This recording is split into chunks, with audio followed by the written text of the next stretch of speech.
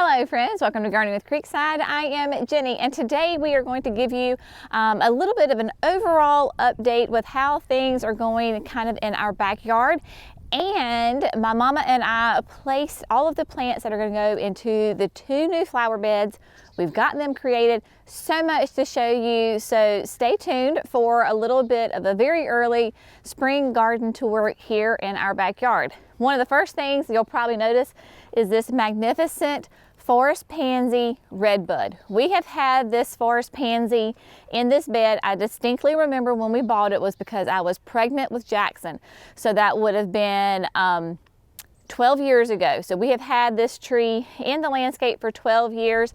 And just like all redbuds, man, this is the time of year where she is just shining, covered in those gorgeous blooms, making a statement. Forest pansy will have big heart-shaped burgundy leaves on it, but right now, man, it is just absolutely gorgeous and stunning.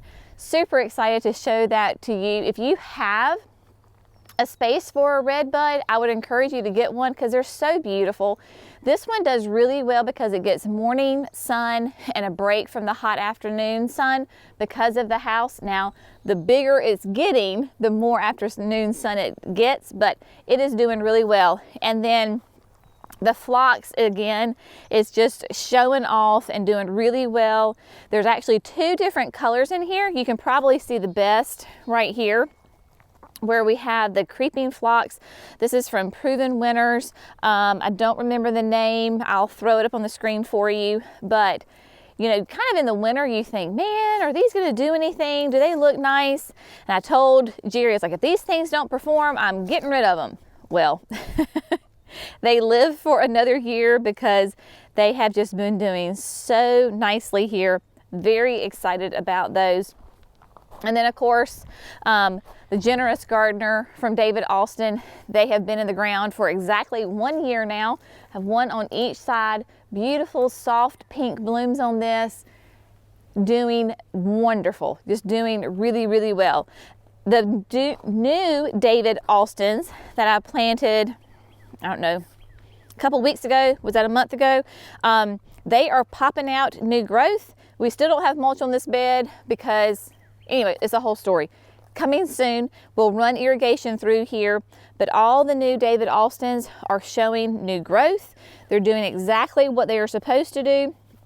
Now that they have new growth on them, I will go ahead and add them to the monthly regimen of protecting them from funguses and pests. This is Susan Williams Ellis. You can tell, nice new growth on it, doing really well. All of the new David Austins are just showing new growth and doing very happy, very excited. Today, I added this flagstone because I noticed that we were cutting through this bed a lot. So I've been working out in the yard. We're gonna get to all those details, but I told Jerry, like, we need some more flagstone.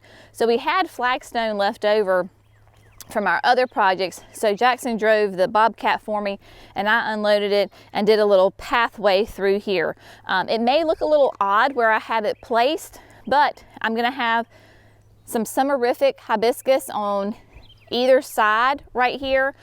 So this will be a nice little narrow walkway that we can actually access the backyard without having to cut through a flower bed. Don't follow me yet because we're going to go over here. So I want to give you an update on the Proven Winners bulbs that we planted because somebody was asking about how they were doing. Super excited to share those with you. So the ones in the landscape, the tulips, have nice, pretty flower buds on them. One of them did get destroyed by Brenna's big old fat feet running through here. And then the daffodils are coming up as well.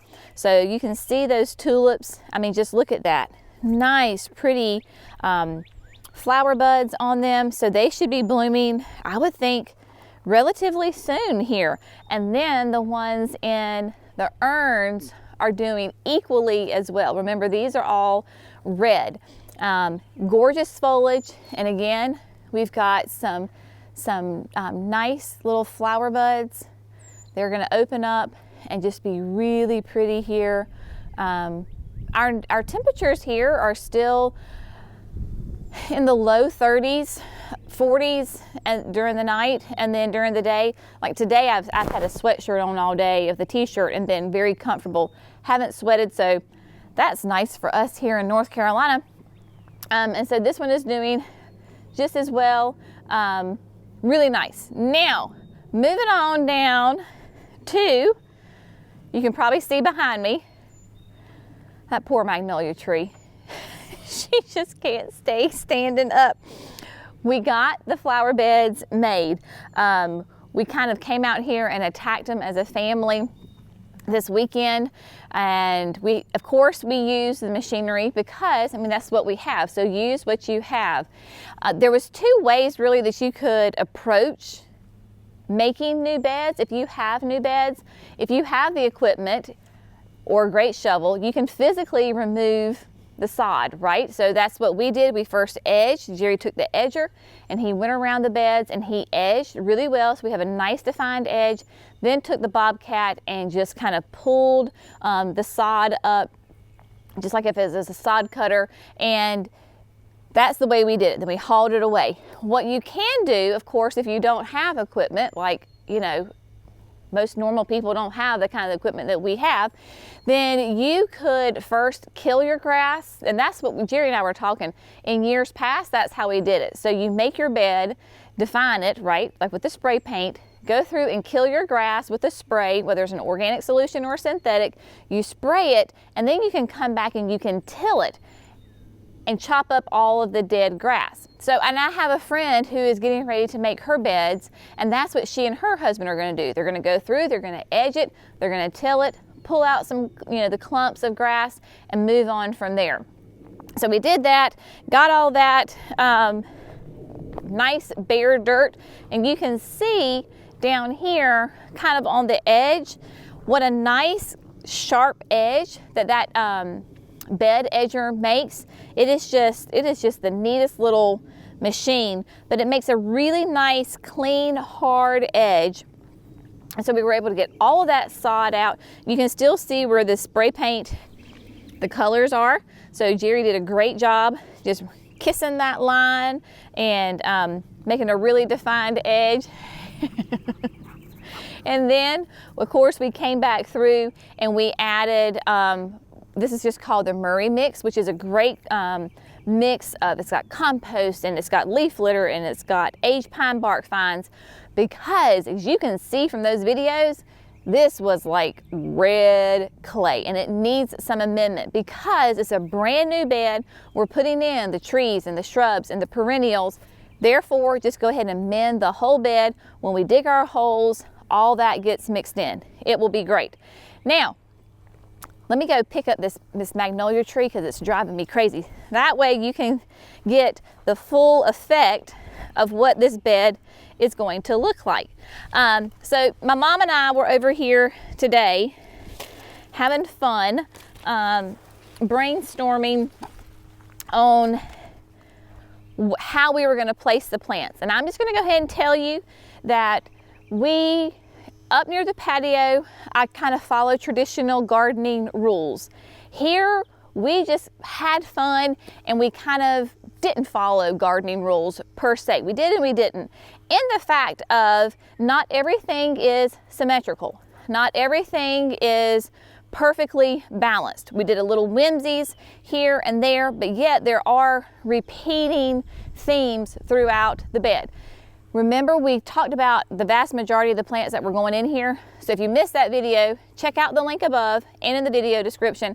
That way you can get all the details. So I'm just going to give you kind of the basics and walk through real quick. This is not an in-depth plant video. This is more like I'm showing you and kind of explaining how we came up with our landscape design and why we did what we did.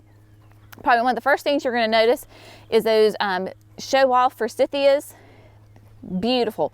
They'll get 5 to 6 feet, tall and wide, but you'll notice we did one here and we did 2 over there. So that's what I'm saying is that maybe you would think, well, you'd have one here and one here, right? Brenna's playing with her toy. And So the reason that we only have one here is because there's not really enough room to do another one on this side where those peonies are because of the way the bed is shaped. This first forsythia can get nice and big, but we still have 3 in the bed, odd number. So we have the forsythia, we have, this is Climax blueberry. So I've got a blueberry here, and then I've got the I Declare blueberry here. We did repeat that on the other side, so that does bring balance to the bed. You could do, remember, blueberries do the best when you have different varieties together so they can cross-pollinate. Neither one of these have to have, I know that I Declare does not have to have another blueberry, but you get the most bang for your buck when you have 2. So we've got blueberries in here. I forgot to tell you about this. We have a little pocket of the Cheyenne Sky perennial grass. Now, and everything's not perfectly placed. I've got to still do the exact measurements and everything on here. But this is a beautiful, more upright grass, lots of fall color, summer color, gives movement to the bed. We've got those. The peonies are dotted throughout this bed along with the ultraviolet phlox. So here we have a pocket of ultraviolet phlox. You get nice and tall, big, huge, bold colors on it. So it's in the back along with another pocket of peonies, because whether you're walking through the front of the bed or if you're behind the bed, you'll get interest on both sides. Then of course, this is the Little Gem magnolia. In front of Little Gem, we have Fairy Trail Bride hydrangea. That is the new cascading hydrangea from Proven Winners. These kind of set off and border the Little Gem. And then we have back here again, the other 2 blueberries, your forsythias back here. Then we have this really fun pocket of white muhly grass. Now, if you're not familiar with muhly grass, it is in the fall. It is really a showstopper in the fall. A lot of times you'll see the pink one, and it looks like cotton candy. Well, this is the white. So this will be beautiful plumes of white in the late summer, early fall. Stunning. They're 2 feet apart, so basically it looks like one huge mass. Really fun. Another pocket of peonies right here. Then we have my Harry Lauder walking stick. The Harry Lauder walking stick will get nice and wide over time, so we've got plenty of room here for it to spread out, be gorgeous. More peonies, and then that other pocket of the ultraviolet phlox. So we have ultraviolet phlox in the front of the bed, then we have it in the back of the bed. And then you'll notice that we left big open spaces here. This is where we're going to put in some annuals. I think this year we're going to use the Citron, the luscious Citron lantana from Proven Winners. This will be a new plant this year. We trialed it last year and loved it. It was stunning. So we're going to do a nice pocket here. And then moving on to the other bed, we'll start back here because this is where I am. We have the 3 Ito peonies. I wanted to keep the Itos somewhat together, and you'll notice that one of them, bless it, had gotten a little damaged. We had some really cold nights and I had to cover them, and the blanket was a little too heavy. But that's all right. So if you notice that your peonies get a little damaged, they'll bounce back, no worries.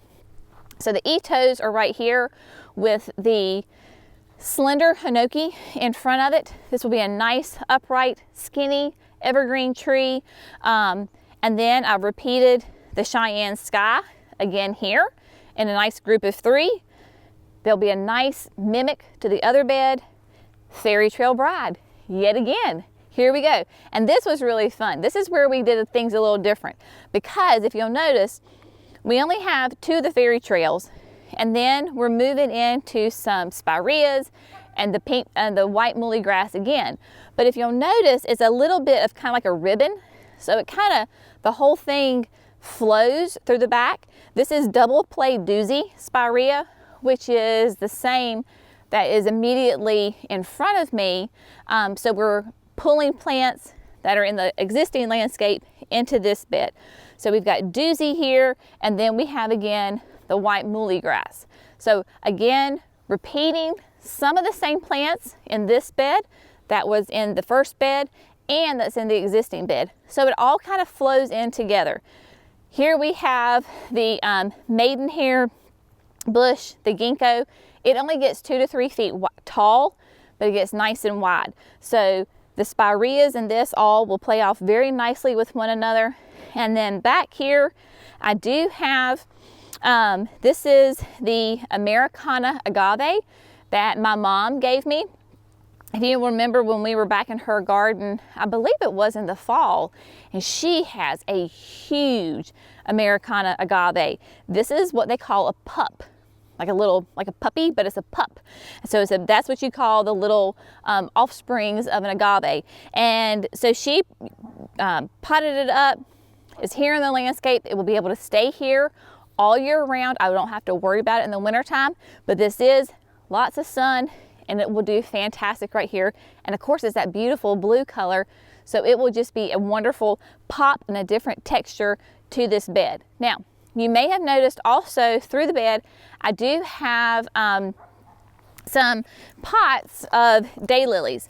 We have some precious friends, Jim and Wanda, who have magnificent gardens full of these rare daylilies, just gorgeous colors. So last fall, they were both kind of purging some of their garden, and she had put it out there, you know, if anybody wants daylilies, just let me know. Well, of course, I was like, me.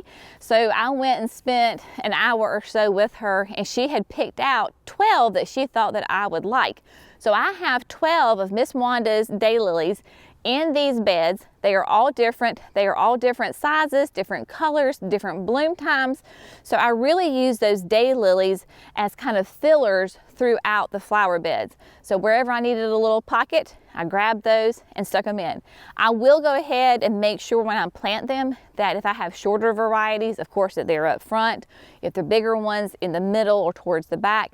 That way it all is nice and balanced. But even in this bed, we have the okami right here on the far end, but we still have lots of room here where there is nothing planted. Again, we plan on putting that citron, that luscious citron right here, and just a mass planting.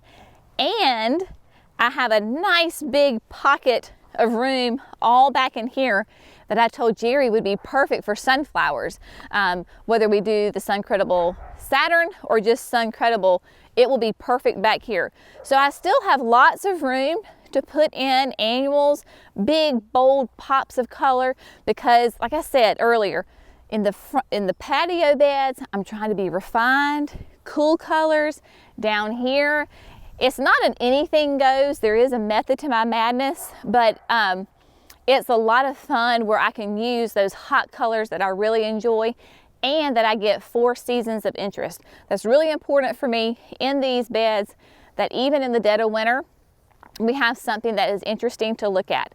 Now, I'd still have room as I find new plants that interest me, that pique my interest, that I can put in here. These are not completely full by any means, but it's just gonna be a really fun bed to do. We are gonna go ahead and try to put it on some drip irrigation.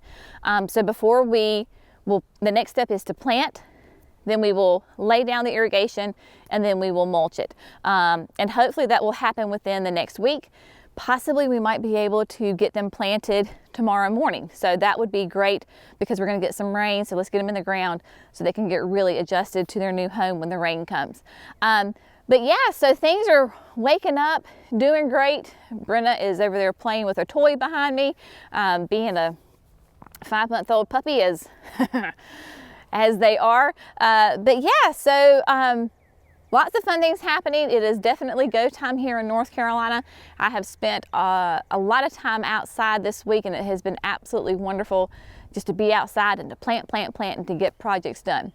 But as always, thank you so much for gardening with Creekside. Y'all have a great day, and we'll see you in the next video. Bye, friends.